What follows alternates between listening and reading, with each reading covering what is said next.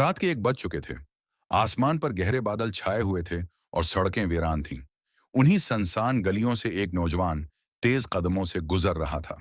रवि, 25 साल का निहायत प्रकशिश, मजबूत जिस्म वाला और पराएतमाद लड़का, अपने काम से वापस आ रहा था। लेकिन रात बहुत हो चुकी थी। रास्ते बिल्कुल खाली थे। अचानक उसके पीछे से कुछ शूर की आवाजें आईं। उसने मुड़कर देखा। 5-6 डाकू उसके पीछे दौड़े चले आ रहे थे। रवि ने बगैर एक लम्हे जाया किए दौड़ना शुरू कर दिया। वो गलियों से गुजरता, अंधेरी सड़कों को पार करता चला गया और डाकू उसके पीछे लपटे रहे। दौड़ते दौड़ते वो शहर की हुदूद से निकलकर एक सुनसान रेगिस्तान में पहुंच गया। चारों तरफ बस रेत ही रेत थी। ठंडी हवा चल रही थी। सांसें फूली हुई थीं, मगर रवि के चेहरे पर खौफ का नाम और निशान न था, सिर्फ हिम्मत थी। अचानक दूर रेत के बीचों बीच उसे एक टमटमाती हुई रोशनी नजर आई। वो इसी तरफ बढ़ने लगा। एक झोंपड़ी। इस वीराने में एक झोंपड़ी, एक उम्मीद। रवि ने अपनी बाकी मांदा सारी ताकत इकट्ठी की और इस रोशनी की तरफ दौड़ा। जैसे जैसे वो करीब पहुंचा, झोंपड़ी का ढांचा साफ दिखाई देने लगा। वो दरवाजे तक पहुंचा और जोर जोर से दस्तक देने लगा। कोई है, दरवाजा खोलो, बराहे करम मेरी मदद करो। कुछ देर तक कोई जवाब न आया। सिर्फ हवा की सरसराहट थी जो किसी वीराने की आहें लग रही थी। रवि ने लहूलुहान हाथों से दोबारा दरवाजा पेटा। बराहे करम, कोई है, वो मुझे मार डालेंगे। दरवाजा खोलो। अंदर कुछ हलचल हुई। पुरानी लकड़ी खसकने की आवाज आई और फिर चरमराती आवाज के साथ दरवाजा जरा सा खुला। अंदर घप अंधेरा था। इस अंधेरे में से सिर्फ 2 आंखें उसे घूर रही थीं। एक लम्हे को रवि की सांस रक गई। फिर दरवाजा मुकम्मल खुल गया। सामने जो औरत खड़ी थी, उसे देखते ही रवि एक लम्हे को पीछे के डाकुओं, अपनी थकान, अपने खौफ, सब भूल गया। दरवाजे पर एक औरत खड़ी थी, शायद 40 साल की, सादा सफेद साड़ी पहने, जो बता रही थी कि वो बीवा है। अंदर जलता हुआ दिया उसके चेहरे पर लरिस्ती रोशनी डाल रहा था। उस वीराने में, इस उम्र में इतनी खूबसूरती। उसके बाल खुले हुए कमर तक लहरा रहे थे और बड़ी बड़ी आंखों में एक अजीब सी सनसान गहराई थी, जैसे कोई समंदर बरसों से खामोश हो। मगर उसका चेहरा निहायत खूबसूरत था। वो औरत भी रवि को देखकर चौंक गई। उसका नाम मोहनी था। बरसों से वो इस रेगिस्तान में तन्हा रह रही थी, तन्हाई की आग में जल रही थी। हर रात वो इसी दिए को देखते हुए गुजर देती, ये सोचकर कि अब उसकी जिंदगी में अंधेरे के सिवा कुछ नहीं बचा। जब उसने दरवाजा खोला और सामने रवि जैसा खूबसूरत, मजबूत जिस्म वाला नौजवान देखा, खौफजदा, पसीने में शराबूर, सांस फूली हुई, तो वो एक लम्हे को किसी और दुनिया में चली गई। ये वो मंजर था जिसकी उसने कभी उम्मीद भी न की थी। उसकी सुई आंखों में एक अजीब सी चमक तेर गई। वो उसे किसी प्यासे की तरह देख रही थी। रवि ने हाँफते हुए कहा, मेरे पीछे कुछ डाकू पड़े हैं। मैं जान बचाते बचाते यहां तक आया हूं। क्या क्या आप मुझे आज की रात पनाह दे सकती हैं? सुबह होते ही चला जाऊंगा, बराहे करम। मोहनी ने उसकी घबराहट देखी, मगर उसकी आवाज सुनकर उसका दिल अंदर ही अंदर नाच उठा। उसे लगा जैसे बरसों की तन्हाई का इलाज खुद चलकर उसके दरवाजे पर आ गया हो। यह सिर्फ एक मुसाफिर नहीं था, ये एक एहसास था कि वो अभी भी जिंदा है, अभी भी औरत है। उसने आवाज संभालते हुए कहा, क्यों नहीं, अंदर आ जाओ, यहां तुम महफूज हो। रवि तेजी से अंदर आया। मोहनी ने दरवाजा बंद किया और अंदर से मजबूती से कंडी लगा दी। कुंडी की आवाज में कोई हतमी फैसला जैसा था। रवि ने राहत की सांस ली कि वो डाकुओं से बच गया, मगर उसे ये एहसास न हुआ कि वो एक दूसरी दुनिया में कैद हो चुका है। झोंपड़ी अंदर से साफ सुथरी थी। हवा में जंगली फूलों या चांदन की हल्की सी महक थी।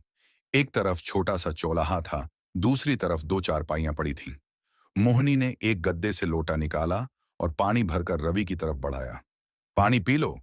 रवि के हाथ कांप रहे थे। लौटा मुन्ना से लगाते हुए उसकी नजरें मोहनी पर जमी थीं, जो उसे ही देख रही थी। अब उसकी आंखों में खौफ नहीं, एक अजीब सी कशिश थी। रवि ने पानी पीकर लौटा वापस किया। लोटा लेते हुए मोहनी के हाथों ने नादानस्तगी में रवि की अंगुलियों को छू लिया। रवि के जिस्म में हल्की सी सिहरन दौड़ गई, जिसे उसने थकान का नाम दे दिया। मगर मोहनी के लिए वो लम्स जैसे सूखी जमीन पर पानी की बूंदें छुड़क गई हूं।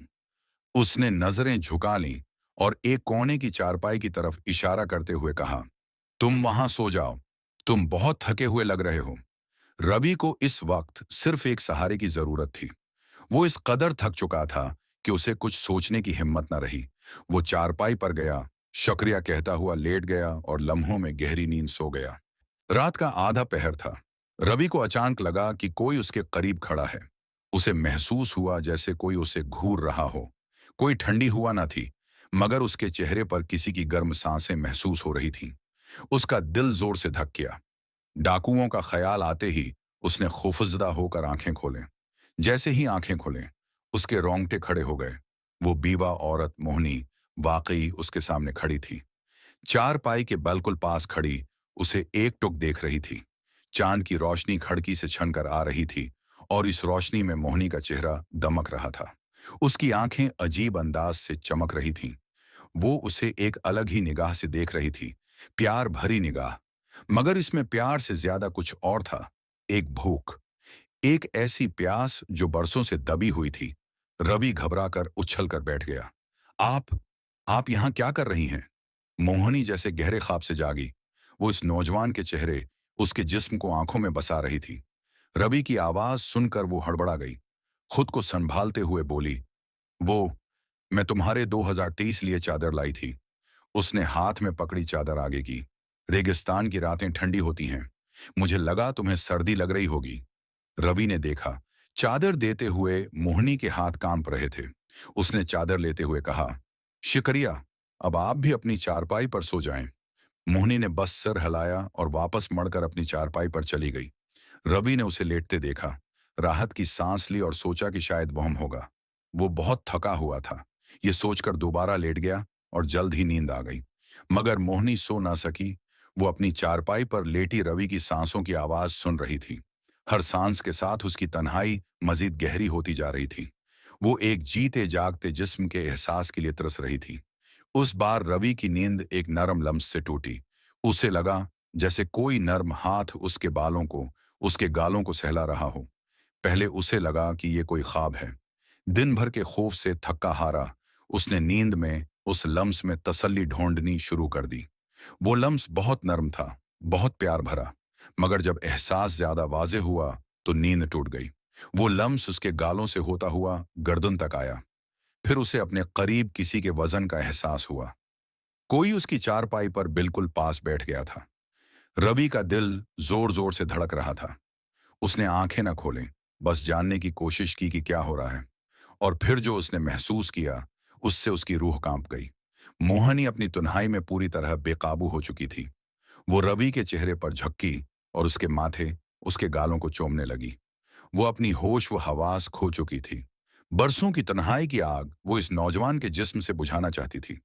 वो उसकी चारपाई पर बिल्कुल पास लेट गई, इतनी करीब कि रवि उसकी गर्म सांसें और उसके जिस्म से आती चांदन की महक अपने चेहरे पर महसूस कर सकता था।